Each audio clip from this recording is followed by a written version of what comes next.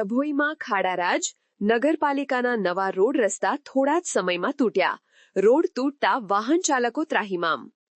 ડભોઈ નગરપાલિકા દ્વારા વકીલ બંગલાથી તલાવપુરા મસ્જિદ સુધી તેમજ વકીલ બંગલાથી સરકારી દવાખાના રોડ અને ટાવરથી વડોદરી ભાગોળ વગેરે વિસ્તારના રોડ બનાવતા કોન્ટ્રાક્ટરો દ્વારા હલકી ગુણવત્તાવાળું મટીરીયલ વાપરવાના કારણે રોડ રસ્તા બનાવ્યા પછી થોડાક જ સમયમાં રોડ ઠેર ઠેર તૂટી ગયેલા જોવા મળે છે।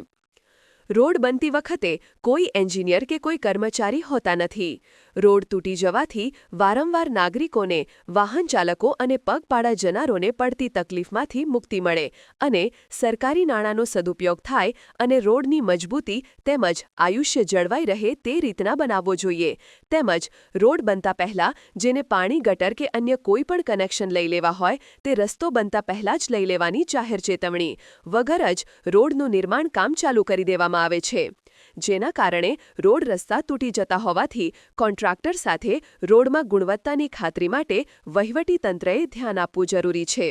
હાલ ચોમાસાની સિઝન ગયા બાદ પણ ટાવરથી કંસારા બજારથી વડોદરી ભાગોળ સુધીનો જે રોડ છે તે રિક્ષામાં જતા ગર્ભવતી મહિલાઓ માટે જોખમરૂપ છે, જે વહેલી તકે બનાવવા વાહન ચાલકો અને પ્રજાજનોની માંગ ઉઠવા પામી છે।